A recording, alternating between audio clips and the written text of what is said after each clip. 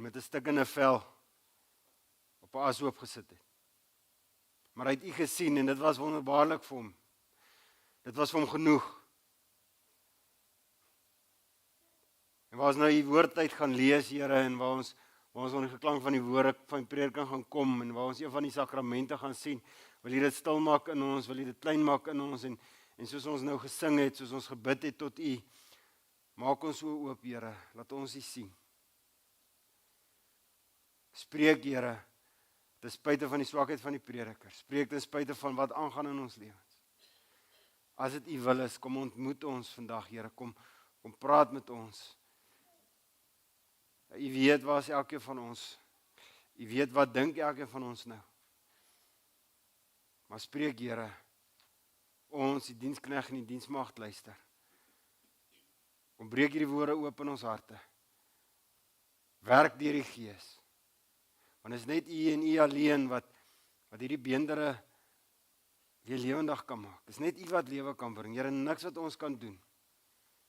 Niks wat 'n skelet kan doen, kan maak dat hy lewe nie. U is nodig om Gees daarin te blaas. En ons bid nou, Here, blaas Gees in ons lewens in.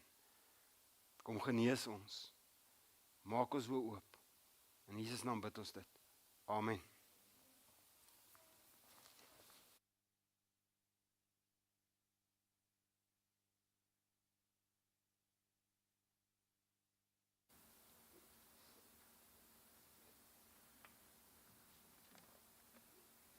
Goeiemôre julle. Hierdie ding is kort. Ek lees vanoggend vir ons uit Romeine 8 vers 18 tot 25. Ek is oortuig dat die lyding van die huidige tyd nie vergelyk kan word met die heerlikheid wat bestem is om aan ons geopenbaar te word nie. Met vurige verlange wag die skepping daarop dat die kinders van God openlik bekend gemaak sal word. Want die skepping is onderwerp aan 'n sinlose bestaan.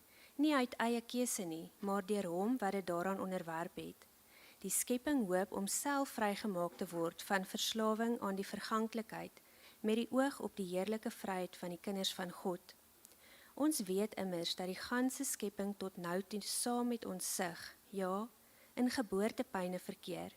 En nie net die skepping nie, maar ook ons wat die Gees as God se eerste gawe ontvang het, sug innerlik, terwyl ons uitsien na ons aanneming tot kinders, die bevryding van ons liggame.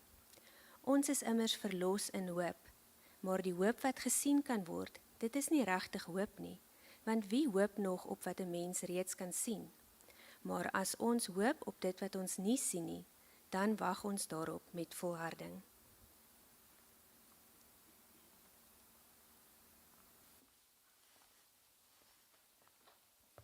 Sê.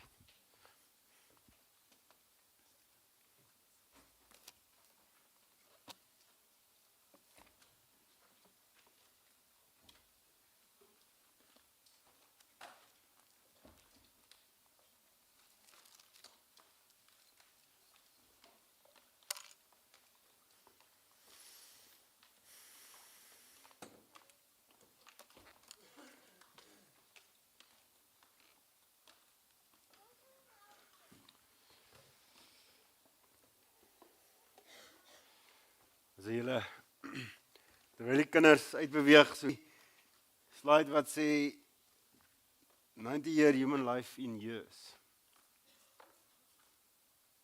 Daar sê.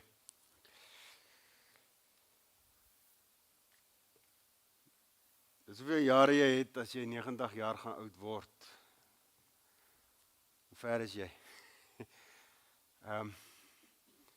Met dit kom ons hou hom asseblief net so oop. Kom ons bid net gou saam.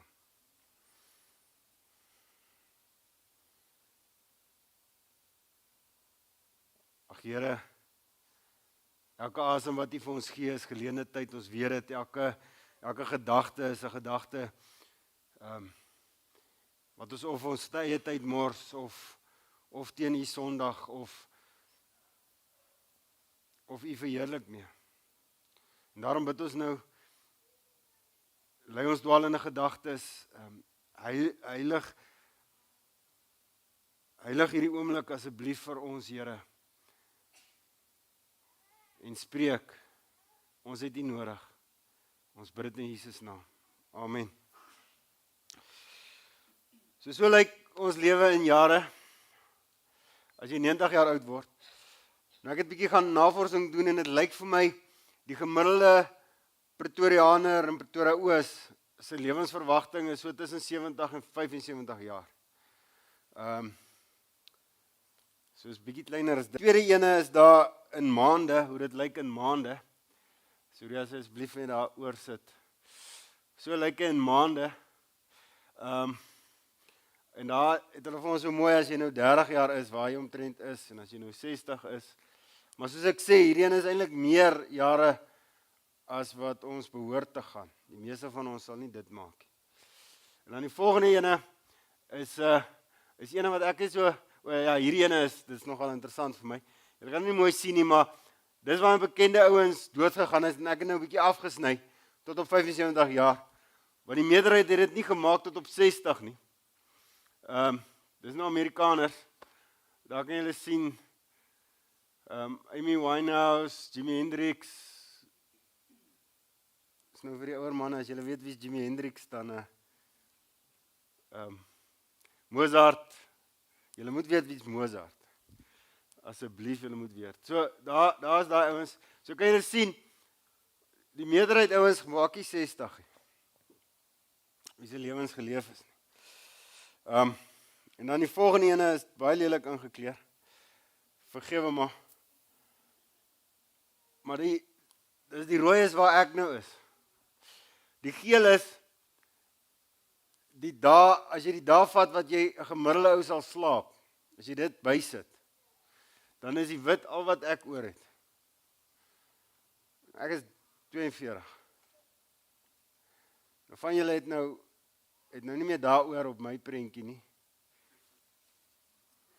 Van julle het nou nie meer daaroor op my prentjie nie, maar van julle het bietjie meer daaroor as my prentjie. Maar is maar net om ons idee te gee van wat aangaan in ons lewens. En ek hoop dit skep by julle die dringendheid om nie jou lewe te mors nie. En dis wat dit by my geskep het. Ek het dit nie bygesit nie, maar as jy die tyd vat waar die gemiddelde tiener op hulle foon gaan bysit, dan het hulle eintlik, as jy die slaap wegvat en die tyd wat hulle in die skool is wegvat, dan het hulle 7% van hulle lewe oor. 7%. Lewe om te leef wat hulle nie voor 'n skerm gaan spandeer, die gemiddelde tiener wat vandag matriek skryf. En dis die lewe waarin ons leef. So as grootouers, as ouers, dink ek moet dit ons bring by 'n plek waar ons vra, waarmee is ons besig? En as kinders moet dit ons dalk op 'n plek bring wat ons vir ons vra, right, ons het dalk nie so baie tyd oor as wat ons dink nie. Ons het dalk nie so baie tyd oor as wat ons dink nie. Maximulus, ongelooflike mooi naam. En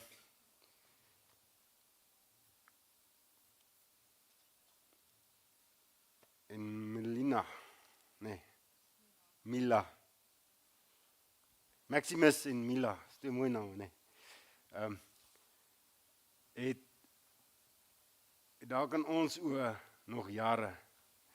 En ons kan dalk toelaat dat hulle net dinge doen en ons kan dalk op 'n plek kom waar ons sê, maar ons gaan nie baie vertel van ons Here Jesus nie, ons gaan nie baie, maar die realiteit is, elkeen van ons hier besef dat die lewe nie net maanskyn en rose is nie. Ons besef, dis nie net blommetjies en sagte wattetjies. Ons besef die lewe maak seer. En om te oorleef vandag, om te kan leef vandag, om in hierdie wêreld met al sy wette, met al sy dinge 'n lewe te hê wat sin maak, 'n lewe te hê wat as jy die dag terugkyk oor jou lewe en sê maar dit was nie gemors nie.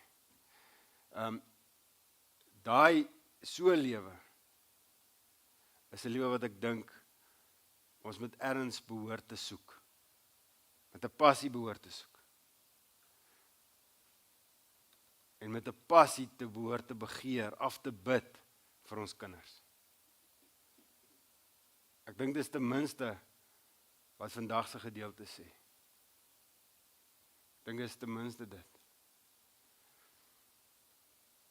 Nou Romeine 8. Die wat nou nie verlede Sondag se preek gesien het, gekyk het nie, of hy was nie, gaan kyk gerus, dit is op ons sosiale media platforms, is dit, so gaan kyk gerus daar, maar wanneer ons Bybel lees, dan is dit soos 'n ketting met klomp skakels, en ons moet dit in konteks lees, ons kan nie net 'n teks uit verband uitdruk nie, en was so grappie, vertel van die ou wat, hy was bietjie depressief en alles, toe sê hy, Here, wys my wat ek moet doen. Toe maak hy die Bybel oop by wat Jesus verraai het. En Judas, maak hy oop by Judas wat selfmoord pleeg. En toe sê hy, joh, ek weet daarom, en hy maak die Bybel toe. En toe maak hy weer die Bybel oop, toe is dit net so bladsy of 2 voor dit, waar die Here Jesus vir hom sê, gaan maak gou wat jy moet doen. Hy het moet sy hand saam met ons Here Jesus. En so is gevaarlik om die Bybel uit konteks uit te lees, want die duiwel gaan vir jou sê wat om te doen. Die duiwel gaan vir jou sê wat om te doen. Die Bybel moet jy in konteks lees. Die Bybel moet jy lees binne sy verhaal, binne wat sy bedoeling. Want wat jy gewoonlik vra is, wat sê die Bybel vir sy eerste hoorders? Wat sê die Bybel in konteks hier? Hoe verander Jesus hierdie gedeelte? En hoe kyk ons deur die kruis daarna? Want God openbaar homself in sy skrif. Hy openbaar homself deur die woord. En God die Heilige Gees maak dit wat ons lees en wat hy geopenbaar het, maak dit lewendig vir sy kinders binne hulle hart en daarom kan glo. So vers 1 tot 16 of 1 tot 17 sien ons dat Paulus sê ons gaan in die wêreld verdrukking hê maar ten spyte daarvan werk God die Heilige Gees in ons om te kan uitroep my papa, vader, Abba, vader. En dat ons leiding nodig het. Dat ons leiding nodig het om by God uit te kom. So ons is nie as Christene gevrywaar van swaar nie. Klein Maximus en Mila wat vandag gedoop word, daai water gaan nie maak dat hulle nooit seer gaan hê nie. Dat hulle nooit sonde gaan doen. Daai water gaan nie maak dat hulle gevrywaar is van 'n bose wêreld nie. Dit gaan nie. Die feit dat ons hier sit vandag, gaan nie maak dat ons hier uitstap en nie na gewapende roof gaan kom nie. Want ons is in 'n stikkende wêreld, besig met stikkende mense. Maar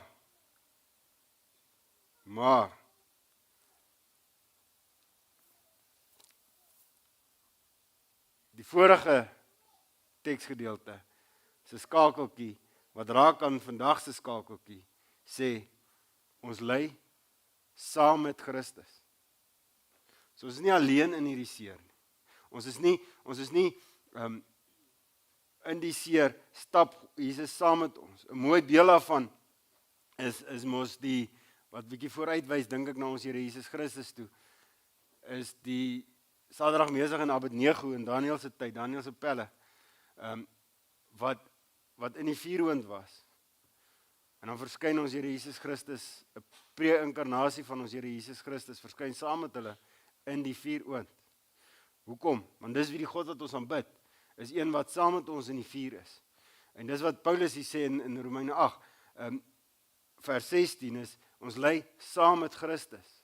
So wanneer ons in 'n gewapende roof is, wanneer ons deur moeilikheid gaan, wanneer ons van dwelms afkom, wanneer ons in 'n huwelik sit en ons kry swaar en ons is bidend, sigtend voor die Here, wanneer ons al hierdie wêreldse goeders deurgaan, dan lê Christus saam met ons en die sonde teen ons is teen hom. Hy het daarvoor gaan sterf. En ons kan in hoop kan ons vashou en dan vers 18 tot 25 pak dit uit.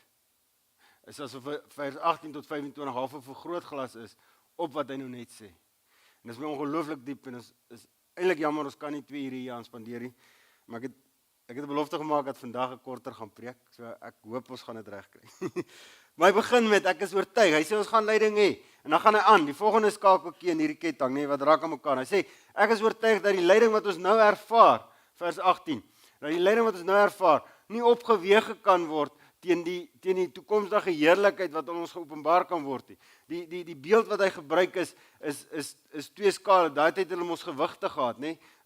So skaal en aan die een kant sit jy gewigte en aan die ander kant sit jy wat jy wil weeg en dan so sit jy gewigte by. So die taal in die Grieks wat hy eintlik sê is, daar's nie 'n gewig wat jy hierdie kant kan sit wat swaar genoeg is wat die hemel, wat ons in die hemel gaan ervaar, kan weeg nie. So niks op aarde, die lekkerste lekker. Daai eerste keer wat jy in die vrou van jou toekoms se oë kyk en jy glimlag, daai lekker is nie eers 'n gewiggie wat die werd is om in daai skaal. Daai wat jy ervaar as jy jou kind vir die eerste keer vashou. Jy onthou dit, Maximus vasgehou die eerste keer, wat jy daai onvoorwaardelike liefde verstaan het. Daai is nie eens opgeweeg, dis nie 'n gewig wat jy kan bysit om 'n prentjie te kan kry van wat ons eendag gaan ervaar. Niks. Nie eers braaibroodjies is 'n gewig vir dit. En dis wat Paulus hier sê. Ons is in die wêreld en ons ervaar lyding. Maar jy kan nie, en ons ervaar goed, maar jy kan niks op aarde opweeg teen wat ons gaan ervaar. En Paulus kan praat uit ondervinding uit, want hy sê ek is opgeneem in die hemele. Ek het dinge gesien wat te wonderbaar is, ek kan dit nie eers vertel nie. So Paulus weet, hy praat uit ondervinding uit. Hy sê ons kan nie opweeg. So ons gaan lyding ervaar. En ons doen, en ons kry swaar. En die blokkies wat ons aftik, week na week, maand na maand, is swaar. Maar dit is nie 'n gewig, wat ons kan weet wat gaan kom. Dis mooi nie. Maar so, en sê maar daarom nie ons, die vers 19, nie net ons nie, ook die skepping, wag met, in ons vertaling het, wag met vurige verlange. Daar staan in die Grieks staan daar met 'n uitgestrekte nek. Jy kry die idee, hy staan op sy tone en hy kyk. Soos as jy iemand by die lughawe gaan haal, nê? En jy skort soos ek wat nie opgelet het toe hulle lente uitgedeel het nie. Jy het nodig om op jou tone te staan om te sien wie kom. So jy sien uit, jy staan op jou tone, jy wil kyk waar is daai persoon. Nou so sê hy, dis hoe hy die skepping beskryf. Sê die skepping staan met uitgestrekte nek. Hy probeer rek om te sien wanneer gaan dit openbaar gemaak word wie die kinders van God is.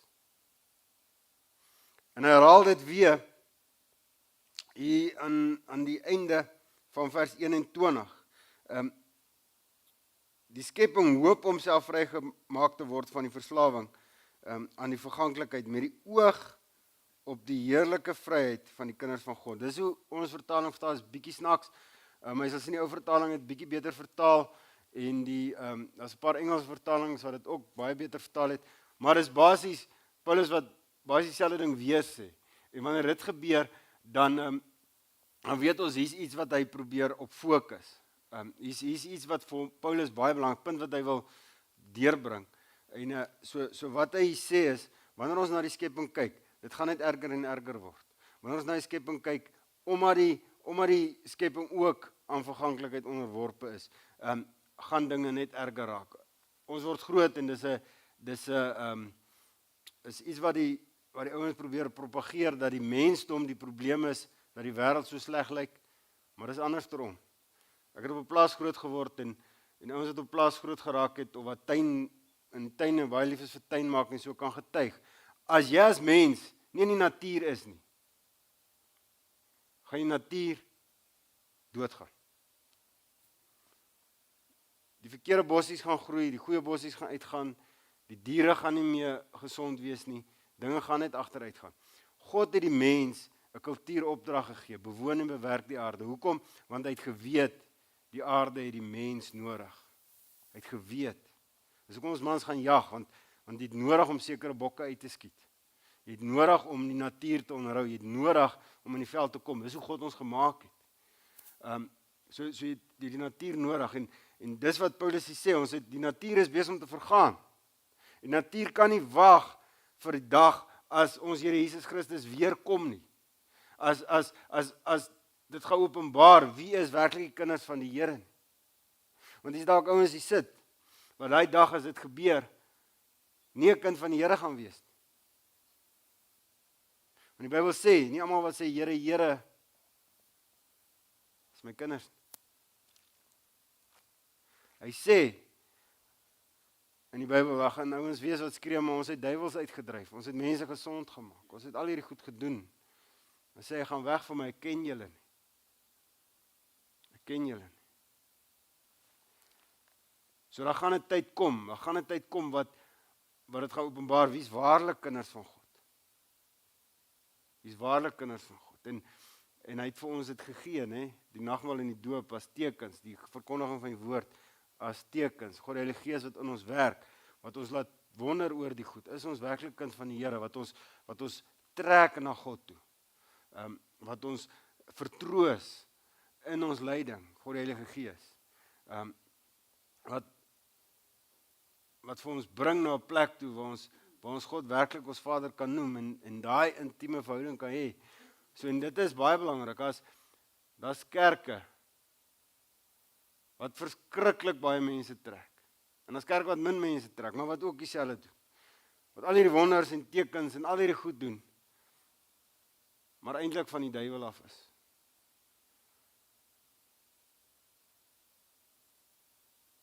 Want dit gaan oor die verhouding met God. Het gaan oor, is jy werklik kind van God? Is jy werklik kind van God?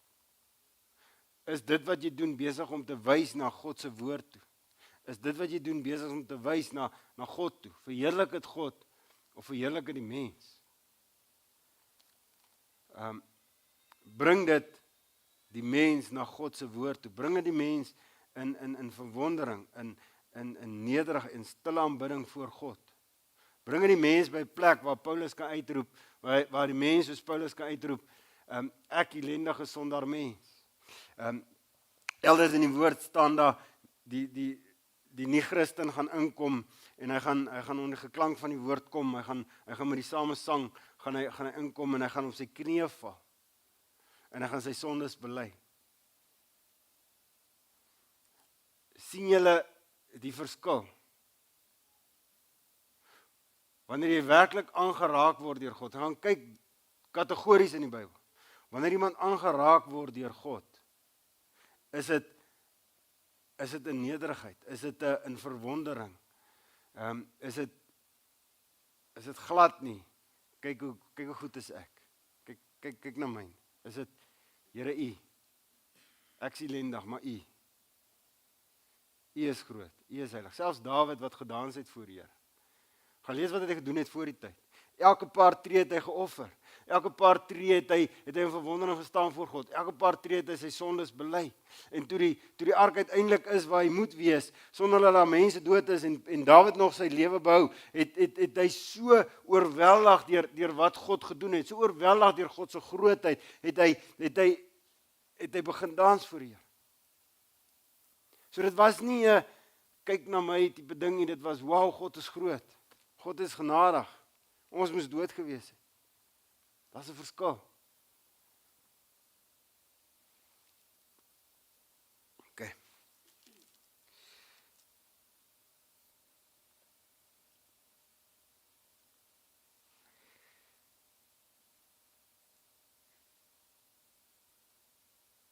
So wat sê God? Die skepping en die mens is verdorwe sonder God. En die skepping en die mens wag dat dit daai dag laat ons verheerlik word, laat ons by God is, laat ons die tydelike met die ewige verwissel, wanneer daar nie meer 'n blokkie is om te tik nie. Wanneer daar nie meer tyd oor is nie. Albei wag vir dit. En dan beskryf hy, terwyl ons wag, wat gebeur. Kyk hoe mooi, vers 22. Ons weet immers, dat die ganse skepping, tot nou toe saam met ons sig, ja, in geboortepyne verkeer. En nie net die skepping nie, maar ook ons, wat die Gees as God se eerste gawe ontvang het. Ons sig innerlik. Die sleutel daar om daai teksie te verstaan is geboortepyne. Geboortepyne. En ek weet aan die begin van die kruis het ek hieroor gepreek, maar ek wil dit graag weer doen. Daar is 'n verskil tussen geboortepyn en doodsnikke, doodskrete. 'n Doodskrete is, eina ek het pyn en dan is hy nie meer daar nie. 'n Geboortepyn is, lewe word gegee. 'n Geboortepyn is iets groters kom. 'n Geboortepyn is lewe tot lewe, nie lewe tot dood. En dis wat Paulus hier sê, hierdie seer waardeur ons gaan, hierdie uitdagings, al hierdie verganklikheid, al hierdie goeters, beide die mens en die natuur, is geboortepyne. Dis nie iets wat tot ons dood lei nie, dis iets wat tot ons lewe lei, tot vollerheid lei. Wanneer God weer gaan kom, wat gaan hy maak? Hy gaan die aarde nuut maak. Hy gaan 'n nuwe Jerusalem gee. Ons gaan in 'n toestand ingewy word waar daar geen pyn meer is nie, waar daar nie kanker is nie, waar daar nie sonde is nie, waar daar tyd gaan wees wat ons God aanbid in volle kennis van God, in geregtigheid, wat ons voor sy troon mag wees. Sonder moeite. En Paulus sê, so waardeur ons nou gaan is geboortepyne. Is iets wat lei tot ons lewe. En onthou wat hy gesê het vers 17 laasweek, né? Ons doen dit nie alleen nie. As vader, as pappa, is hy met ons, hy stap saam met ons, hy vat ons aan die hand, hy lei ons die deur, hy beskerm ons, laat dit nie tot die dood toe is nie. Job, die vader was met Job heeltyd, al het hy deur swaar gegaan. As seun is hy met ons in die sin van, hy die regte lewe kom lei, en sy regte lewe, sy geregtigheid is in ons ingeplaas, so elke keer wat ons ongeregtigheid doen, is Christus langs ons, en kyk die Vader na ons, en hy sien sy lewe raak, hy sien sy geregtigheid raak. En God die Heilige Gees is met ons in die tyd, om ons gewete te wees, om ons te lei na hom toe, om ons oë op te rig, om God te sien, om ons te laat glo dat sy genade vir ons genoeg is, dat daar in die kruis wat hy gesterf het vir ons, dat dit is waarna ons moet glo en waarna ons moet vashou. Maar ons uitroep, ek ellendige sondaar mens, kan ons soos Paulus aangaan en sê, Christus kan my red van wat ek geword het. So Vader sê, die Heilige Gees stap saam met ons in hierdie geboortepyn. Hy hou ons vas, hy dra ons, hy stap saam met ons, en dit, sê Paulus, is die eerste gawe van die Gees. Die eerste gawe van die Gees. Die Heidelbergse Katekismes beskryf hierdie teksgedeelte so, en dit verklaar dit eintlik mooi, dit beskryf eintlik mooi, hy sê dis soos 'n pand. Soos wanneer jy, so meeste van ons gaan nie pandjieswinkel toe nie, van ons dalk, maar by pandjieswinkel werk dit so, jy gee iets as 'n bewys, sodat jy kan geld kry, so jy gee iets as 'n bewys, dat jy terug gaan kom oor 'n maand of 2, en die volle prys gaan betaal, of weer die ding gaan kom haal, of so iets. So jy het iets in ruil vir iets. Pand is 'n bewys dat iets gebeur. Nou ons is gekies as kinders van God. Ons is reeds God se kinders. Ons het reeds vryheid. Ons het reeds God die Heilige Gees in ons. Maar ons leef in 'n stikkende wêreld. So die God die Heilige Gees wat in ons is, wat ons hierdie dinge laat glo, is ons pand. Is ons bewys, is ons sekerheid dat hy weer gaan kom. Dat wat hy sê waar is, en dat dit nie buite beheer is nie, maar dat God die Heilige Gees weer gaan kom.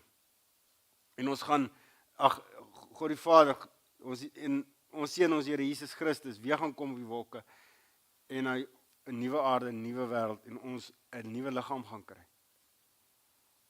'n Verheerlikte liggaam gaan kry. Dis ons bewys.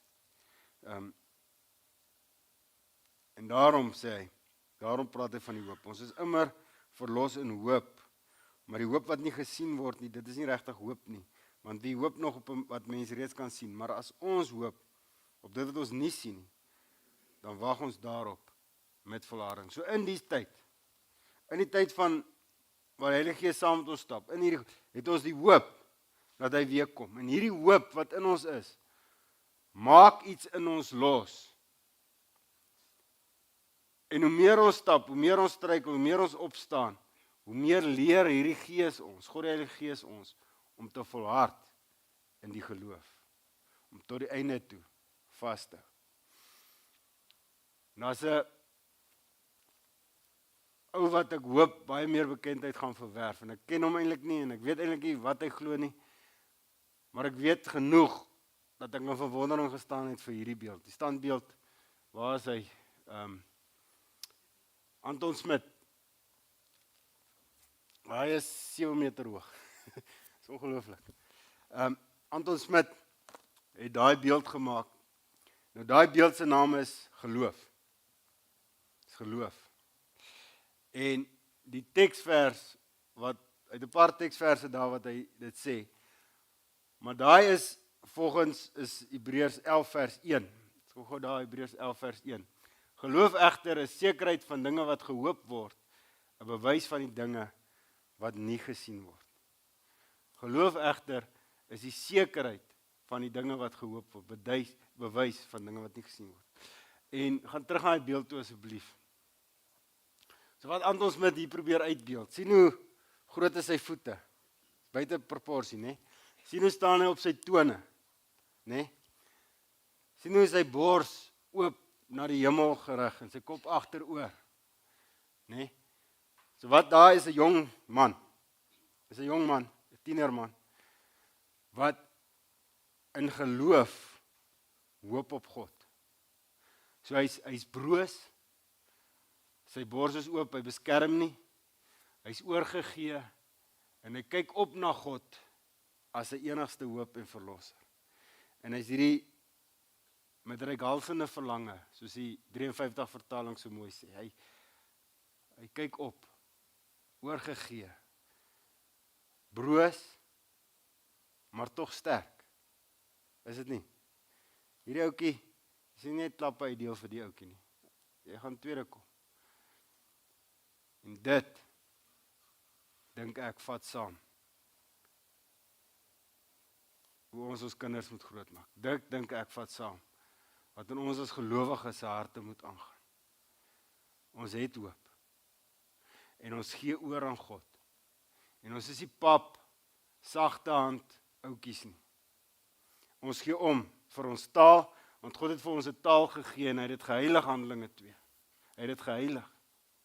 Hy het dit nie weggevat, Handelinge 2 nie. Hy laat ons in ons eie taal die evangelie hoor, en daarom is dit vir ons belangrik, en daarmee saamkom ons kultuur, en dis vir ons belangrik. Dit is deel van daai, hou hom daar asseblief, Surya. Dis deel van daai gee.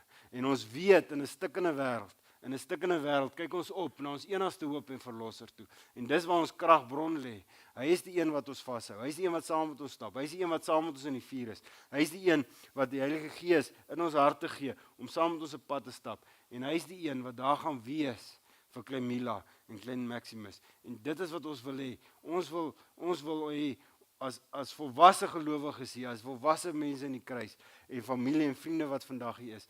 Dis wat ons wil hê. Dis wat ons wil kweek. Dis hoekom ons hier is om saam te sing. Dis hoekom ons vra, as jy 'n gawe het om te sing, kom, bring jou gawe. As jy 'n gawe het om klas te gee, kom, bring dit. As jy kan koffie skink dit. Hoekom? Want ons wil 'n milieu kweek, waar 'n kind kan in geloof opkyk en oorgee, want hy het dit gesien by die volwasse Christene, Titus 2. Mila het gesien, dit is 2, hoe die ouer vrouens in geloof vashou aan God in moeilike tye. Sy het in haar stilheid het sy gesien, want sy was daar, want haar ouers was betrokke by die kerk. En haar ouers kon vir haar wys, sy kon kyk hoe 'n volwasse vrou, wat haar man verloor, vashou aan God. Of wat 'n tannie wat deur kanker gaan vashou aan God. Of wat dit ook al is. Iemand wat van dwelms afkom, ek gee nie om nie, maar in Maximus dieselfde. Hulle kan sien hoe hulle stry teen hulle sonde, sien hoe hulle vashou in geloof, sien hoe hulle daai boksie stiek. En elke liewe boksie saak maak. En daarom, eendag kan hulle ook kan sê, maar ek glo Here. Ek kyk op, ek gee nou my oor aan U.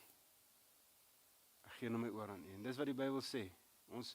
Ons dink nie hierdie water gaan Maximus en Mila in die hemel bring. Dis nie wat ons sê.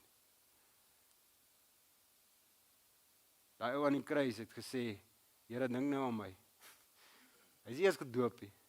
Hy het genade daar ontvang, want hy het Jesus gesien. Hy is wedergebore.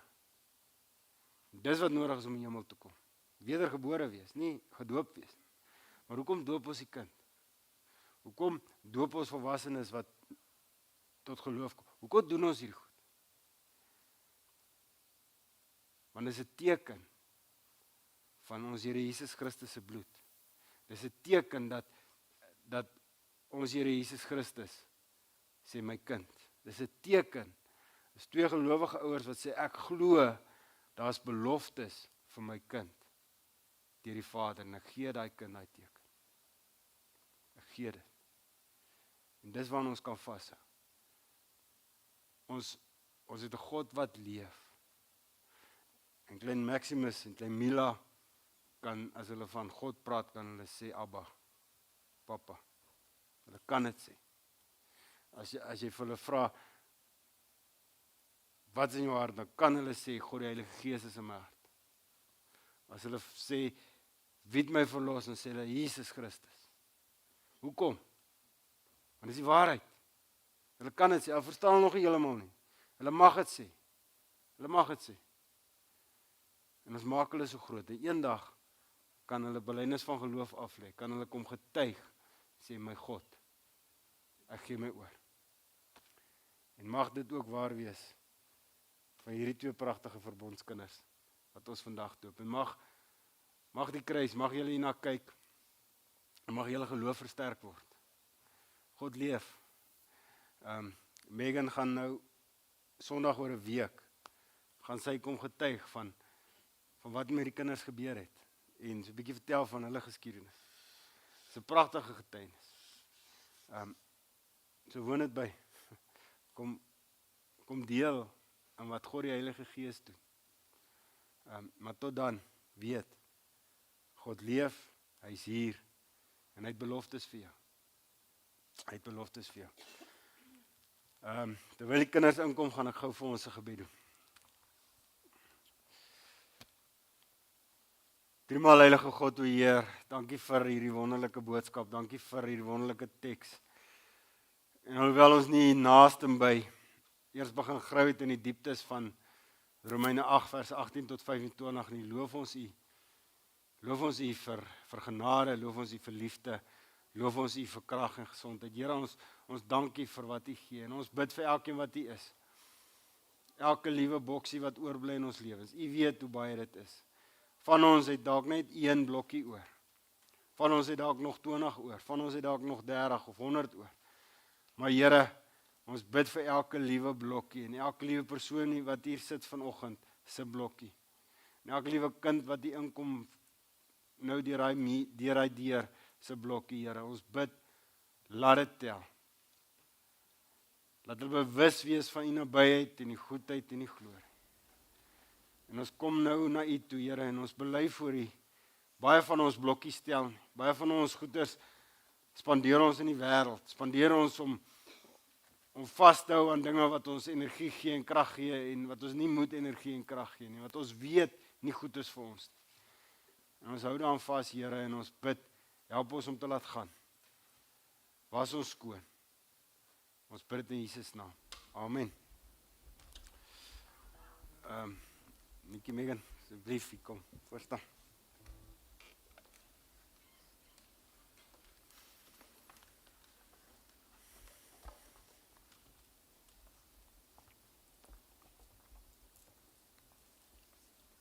Wat sê? So, by die kruis, kan julle sien ons is besig om te groei. Nikkie en Megan is al 'n hele ruk by ons in die gemeente en aktief by ons kruispunt. Soos ons groei gaan dit ons kom op 'n plek waar ons nie meer al die gemeentelede almal ken nie. Maar ons het al 'n pad gestap, so is my 'n groot voorreg.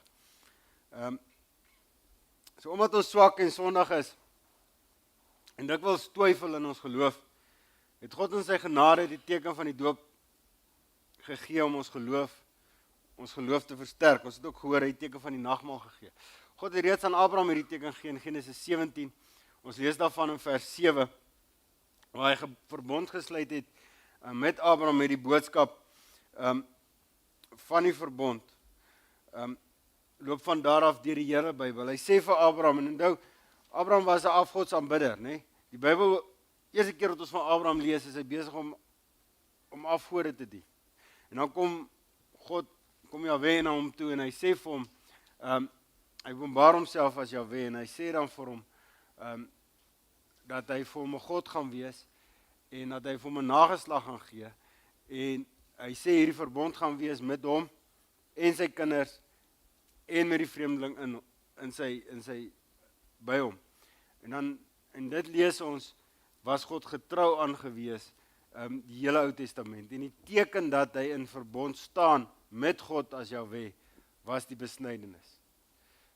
Dit was daai teken. Handelinge 2 lees ons dieselfde. So Abraham, bedienaar, hy kom tot bekering, hy kry die verbondsteken, as gelowige, sy kinders kry die verbondsteken en almal wat daar ver is. En dit wys reeds vir ons dat God wou gehad het dat die verbond moet weier gaan net as Abraham, het moet weier gaan net as Israel, net die Jode, dit moet weier gaan, dit moet wees vir volke, tale, stamme en nasies. Want hy sê vir hom, in jou gaan die etnisiteite geseën wees. Pragtig. Meer as net die Israel gaan geseën wees deur Abraham, deur sy verbond, deur sy kinders. En ons sien die geloof gaan van daar verder en ons lees Handelinge 2 dieselfde. Ouens wat nie glo nie, is by mekaar. Hulle kom onder die geklank van die woord. Handelinge 2 kom hulle tot bekering. Petrus het die preek van sy lewe. Petrus vat die verbond, hy lê die verbond uit. Gaan lees Handelinge 2 tot voor vers 38. Onthou die ketting, hy lê die verbond uit. Die ouens kom tot bekering en dan vers 38 kom tot bekering en sê Petrus, die volwasse, die paas en die maas vra, wat moet ons doen Petrus? Ons is in die hart getref, wat moet ons doen? En dan sê hy, bekeer julle en laat julle doop. En dan vers 39, want hierdie beloftes kom julle toe en julle kinders en almal wat daar ver is. En ons sien hulle word gedoop. Ons sien in Handelinge 2, die res van Handelinge 2, gesinne word gedoop. Ons sien hoe die besnydenis en die doop, Kolossense 2, mekaar vervang, soos die nagmaal, die Pasga vervang het. En ons sien hierdie verbondslyn gaan deur. En dit is pragtig. En vandag kan 2 ouers hier staan en sê, ek glo, ons glo. En hulle is reeds gedoop, maar hulle kinders is nog nie gedoop nie. Ons kan hierdie teken sien. So ons kan hoor hoe God sê, laat doop. En dan Handelinge 2, in Matteus 28 kan ons so mooi sien. En nou is hulle gedoop, nou moet hulle wat? Geleer word. In Matteus 28, vers 9 tot 20. So, Nikkie, Megan.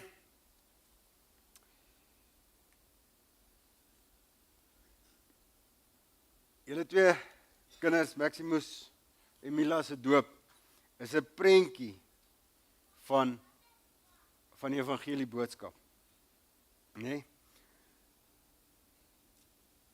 Dit is 'n beeld van Jesus wat sy werk kom doen het vir die kerk. So in die water wat vloei, sien ons daai hele ding. Hy het eerstens namens die wat in hom glo, deur die water van God se oordeel gegaan. toe hy gesterf het en opgestaan het. Ons gebed vir Maximus en Mila is, dat God op sy regte tyd ook die geloof wek in hulle lewens, wat hierdie doop versimboliseer. En dat hy daai geloof sal gee. So Nikki, Megan, God het hierdie twee pragtige verbondskinders aan julle toevertrou, om hulle groot te maak in sy kennis en in sy vrees, en met hierdie geloof, dat God ook hulle Vader is, en dat die Heilige Gees ook hulle sal bystaan. Dit is julle werk dan, om in elke fase van hulle groot word, hulle aan te moedig om hierdie evangelie boodskap self te glo. Hier's hoe. Help hulle verstaan dat Jesus van alles wat bestaan, elke vierkante meter van hierdie aarde, insluitende julle huis en hulle lewens, sê, myne.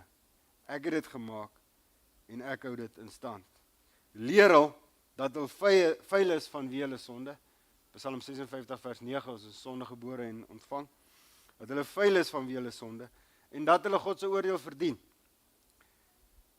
Maar net Jesus kan daai skuld van hulle wegneem. Wegwas, net in Jesus se kruisdood. Help hulle om te sien dat al God se beloftes waar is en goed is en reg is en tot hul voordeel strek wanneer ons dit onderhou. Bid daagliks sonder ophou vir hulle. Die doop verder is 'n teken dat hulle deel word van die geloofsgemeenskap. Nikki Megan, wanneer julle dan julle twee kinders hier in Openbaar in teenwoordigheid van ons as gemeente doop, roep julle die plaaslike geloofsgemeenskap, die kerk wat God vir julle gegee het, die kraal wat God vir julle gegee het, soos ons laasweek oor gepraat het, roep julle hulle op, om getuies te wees, dat julle een glo, dat julle twee glo aan die beloftes vir hulle, en dat julle ons oproep, om deel te wees, om hierdie kinders te disipel. So julle is die primêre disipelmakers van hierdie kinders, maar julle roep ons ook op om te sê, asseblief, help ons kinders disipel. So ons as gemeente het ook deel in hierdie opdrag en moet vir julle as ouers intree, vir julle bid, julle dien en saam met julle werk, sodat julle as verbondsouers ook hierdie roeping kan uitleef. Nikki Megan, julle het vir ons gesê dat julle van die volgende oortuig is en ek gaan dit, nadat ek dit alles gesê het, vir julle vra dat julle bevestig voor ons as gemeente, dat dit inderdaad die geval is, deur te sê, ja, dis wat ons glo. Eerstens, ons glo in God die Vader, wat ons lief genoeg gehad om sy seun te stuur, om vir ons te sterf. Ons vertrou in God die Seun, Jesus van Nasaret, wat bykans 2000 jaar terug vir ons die dood oorwin het, en tans regeer oor die heelal. Ons is totaal afhanklik van God die Heilige Gees, wat ons in staat stel om sy woord te verstaan, tot inkeer te kom, en meer soos Jesus te word. Nikki, Megan, wat is hierop julle hoorbare antwoord? Ja. Liewe gemeente, is julle bereid om hierdie ouers te ondersteun, hulle te herinner aan die opdrag, en dit wat vandag hier gesê is, die belofte wat hulle gemaak is, en is julle bereid om ook vir Maximilius en Mila in te tree, en vir hulle te bid, vir Megan en Nikki te bid, en ook hulle by te staan, sodat hierdie twee kinders ook eendag kan sê, my redder en my God, as hulle aan ons Here Jesus dink. Wat is hierop julle antwoord? Okay. Kom ons oorgaan tot die doop. Ek kan die kinders na vore bring. Ons vra dat die grootouers en die peetouers ook sommer hier voor sal staan.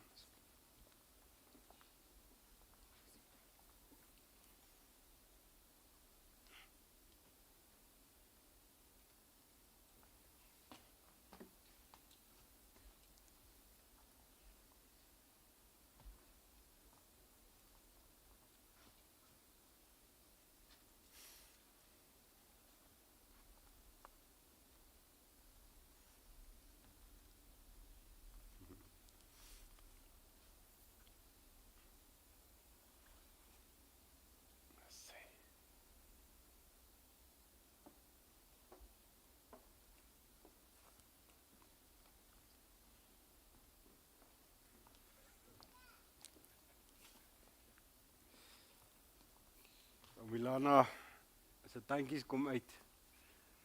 So hulle het 'n rowwe week gehad en aand gehad. Ag, is 'n groot voorreg.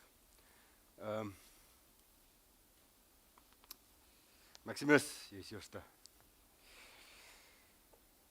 Staan 'n bietjie vorentoe. Staan so, laat ons, daar is hy net so. Daar is hy. Dis mooi seun, hè.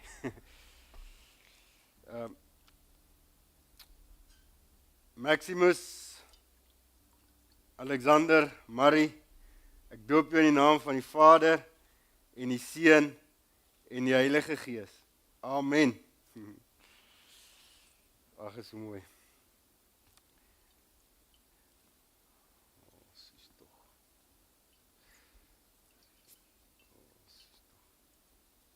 Nie lykie.